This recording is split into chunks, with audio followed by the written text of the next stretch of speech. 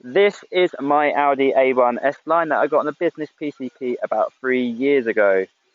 It's a true beaut. It's a 1.4 turbo. It's pretty fuel efficient, pretty good in the traffic. Um, let's just have a quick look around it.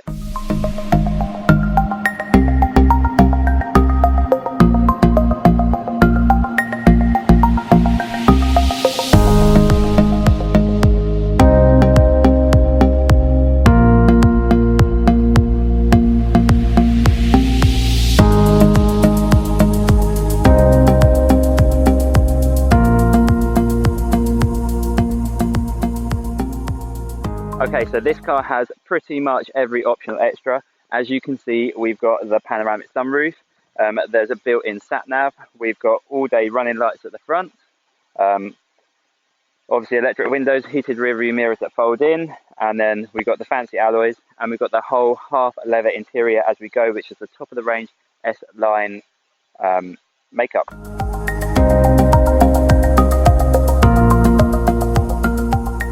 Let's get down to the nitty-gritty bit about why I'm making this video and why I'm standing right outside Audi today. So let's jump back to August 2018 when I decided it was time to look for a car. I had a run-in with a local dealership down the road that sold second-hand cars, and they told me I should look at new cars because I was fussy about the car I wanted. So off I rolled down to this actual Audi dealership, where I was swiftly greeted by the car salesman who got in contact with us straight away and booked a test drive for us for that day. At this point, it was between an amazing deal on an A1 or a second-hand TT. You can see from the emails I got a quote for a new A1. At this point, I was pretty excited about owning my very own brand new car. I agreed to the figures listed once we had a discussion about could it be lower, etc. And we managed to go from 266 to 250 a month. They requested that I put down my deposit to start the process. So I go down to the dealership, this one, and I pop my money in, my £1,000 deposit, and I'm happy that everything's starting to go the right way. I get a phone call from the dealership to tell me that unfortunately the figures quoted are for a Sport Nav and not an S-Line. If I want to have the S-Line, I have to pay more. I obviously have a little bit of a disagreement with them at this point because it's not my issue. It wasn't my fault that it was done like this. And we managed to change the amount ever so slightly. So I walk away with my S-Line on order, which I'm told is now the S-Line that they can get in the system is all the way up in Swindon. So in order to get the vehicle, I've been given two options. I wait up to 6 months for a trailer to have enough cars on to bring it down, or I get somebody to go up to Swindon and bring the car back. This is what I decided to do because I want the car. The car arrives at the dealership and I'm told that the car will be ready to go soon. So I'm all ready to go, leave my house and come and pick up my brand new car that I'm super excited about. I get a phone call just before I leave the house to tell me that unfortunately the valeter has just scratched the door. I can either pick up the vehicle today or leave it 2 weeks and bring the car back to have the scratch repainted. So I obviously decided to pick up the car and bring it back to have it repainted. As I drive my car away, I realise that the sat-nav isn't installed on the car and that there is no memory of the sat-nav. It just says not available at this time. So I have to ring up Audi again, this dealership, and I have to have a conversation with them about how my sat-nav isn't installed. It takes me, I think, 3 months to sort it out, and eventually I get my sat-nav installed and I move on. Through this whole process, I can show you from my figures that my original price agreed was $250 and I now pay $277. If you are aware of how a PCP works that you put down a deposit, you pay a monthly amount, and at the end you have a balloon payment. Now, I was told by the salesman that I could bring my car back to this dealership and I could hand it back whenever I wanted or swap it for any car as long as I had the money to pay for the deposits. Okay, we've just jumped to somewhere that's a little bit quieter because the motorway was causing a lot of noise. So let's carry on the story. So my car came down from Swindon, it got a scratch, I had to bring it back 2 weeks to have it repainted. At this point, the monthly payments are £27 more than the original agreement because the salesman missold me the vehicle at the time. I've got the new vehicle order sheet, which shows you two different figures. One is the one that I put the deposit down for, and the one is one that's given to me when I collected the vehicle. At no point did anybody explain to me properly how a PCP works. So in my head, I know that a PCP is you pay a deposit, you pay your monthly payments, and then at the end, if you want to keep your vehicle, you pay your balloon payment, which is the rough idea of how a PCP works. But when I purchased this vehicle, the salesman actually told me that I would be able to bring the vehicle back whenever I wanted to, or I'd be able to swap it for any vehicle that I wanted across the forecourt as long as I could afford the monthly repayment. So let's go back to 2019. We've gone forward 6 months, 8 months. I've been driving the car across the country, been competing with it, I've been going to Birmingham, Cannock, all across the country. Car's running sweet as anything, absolutely amazing. But I've picked up a new hobby. I need a little bit more space now, so I decided that I want to buy a new car. So with my new hobby, I decide I'm going to pop down to the Audi garage and I'm going to try and swap this car. Even though I've had a bad experience so far already, I'm going to swap this car for a Q5 or something nice, something a bit bigger, so that it can either tow or carry a lot more weight.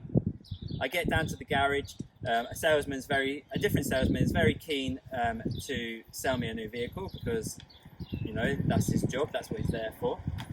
And I'm told straight away that my vehicle is untouchable because the finance on it. So in order for me to be able to hand back my vehicle and get a different one, I'm now informed that I need to pay back 50% of what I've borrowed. That's your voluntary termination point. So I ring Audi Finance when I get home, which is the company that finances my vehicle for me, and I ring them to find out when I can have my vehicle back. So I ring up Audi Finance. Audi Finance tell me that I have an outstanding negative equity of around, at the time, of around £4,000, which is obviously a big shock because I've been told by a salesman that I can hand this vehicle back or get whatever I want whenever I want. So I'm now a little bit set back by it, and I don't really understand how this has all worked, but you know, we're here now, so I keep paying the monthly payments. COVID hits and my business starts to struggle a little bit, and I get to my 2-year point when I could hand the vehicle back. So I ring up and I say, okay, I've had 24 months now and I'd like to hand the vehicle back voluntarily. And I'm told that unfortunately, because of my monthly payments and because they're so low compared to what an S-Line should be, I am now still in need of paying X amount. I think at the time it was about £2,000. We're now about 6 months down the line, and to hand the vehicle back would cost me £1,600. But I received a letter. So I received a letter this week telling me that I could swap my vehicle for any Audi. I could come down and I could test drive for the first time in 3 months. So receiving this letter, I assume that I can hand back my Audi voluntarily now, because if I can swap my Audi for another vehicle in the forecourt, I can hand the vehicle back. So I ring Audi Finance and I'm informed that this assumption is incorrect. I still owe £1,600 to hand this vehicle back to Audi. So this vehicle has had all of its servicing, it's been cared for in the best way, and you can see it's pretty spotless. But in order to hand it back, I must pay £1,600.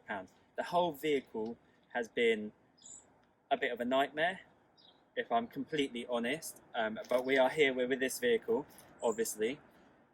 Between October and now, so we're talking 6 months, I've been in contact with Audi Finance, I've been in contact with Inchacape, I've been in contact with the local Crawley Audi dealer, and a vehicle by Audi Crawley at the time, which I later discover is actually an Inchacape, was actually Inchacape at the time, not Audi. So when I thought I was buying my vehicle from Audi UK, I was actually buying my vehicle from Inchacape, which has supplied vehicles by Audi. So I ring Inchacape because that's what Audi Finance tells me I need to do. I purchase a vehicle from Inchacape, I need to sort out Inchacape that they missold me a vehicle. Inchacape tells me that it's nothing to do with them, they've sold the business and that the business has been bought out by Harwoods. So I now contacted Harwoods, and I spoke to a sales manager at Harwoods a few months ago now, and I told him the story, I explained everything, and he said that he'd heard it a couple of times, but unfortunately I'd signed a contract, that was it, I'm in it. So I took upon myself to have a little bit of a further discussion with him about, you know, can they not buy the vehicle back and sell it for me? Can they not do any of these other options that I came up with that I thought were reasonable. However, Audi, cruelly, now owned by Harwoods, said that it wasn't their issue. I bought a vehicle from Inchacape, and Inchacape are the people that need to deal with it. Audi Harwood also advised me that I should hit social media with my information about how the car has been missold and how I should go forwards and contact. I should spread my word, and that quickly Inchcape would act on it and tell me what I wanted to do. I did not do this straight away because I thought there was a better method. So I went back to Inchcape and I explained to Inchcape that I was in financial changes, how COVID has affected my leisure business, and Inchcape basically told me that I signed a contract and that's it, they can't help me. So I had a long conversation with Inchcape about it, and I think the conversation ended that so the best option would actually be to jump off the bridge, because then nobody has to pay for the car and you get your car back. And the lady told me that she'd do a little bit of research into it. However, I never heard back from her. So after talking to Inchcape and coming to the agreement that actually potentially jumping off the bridge was the quickest way to end this, and not hearing back from the lady, I actually ended up contacting Audi UK. I contacted Audi UK and I had a few conversations through Facebook Messenger, through through phone call and through email. I had a few conversations about how what should be accountable for this, because Inchcape is saying that they sold the business to Harwood. Harwood is saying they didn't buy the customers, they only bought the car and the building. Harwood is telling me I need to deal with Inchcape. Inchcape's telling me Harwood, and then Harwood and Inchcape together also point their finger at Audi Finance. So because Audi Finance is a representative of Audi UK, I took it upon myself to contact Audi UK. I had a long conversation with Audi UK, and Audi UK basically told me that they supply vehicles, but they have nothing to do with the sales or anything to do with the after sales of a vehicle. So if you buy an Audi, Audi UK don't touch you. It's just a car that they've supplied to the UK in order to be sold by an approved reseller, which is quite misleading, because when you go to the local Audi, they're all wearing an Audi uniform. It's all Audi signed, and you also buy Audi approved used cars. However, Audi doesn't officially approve their used cars.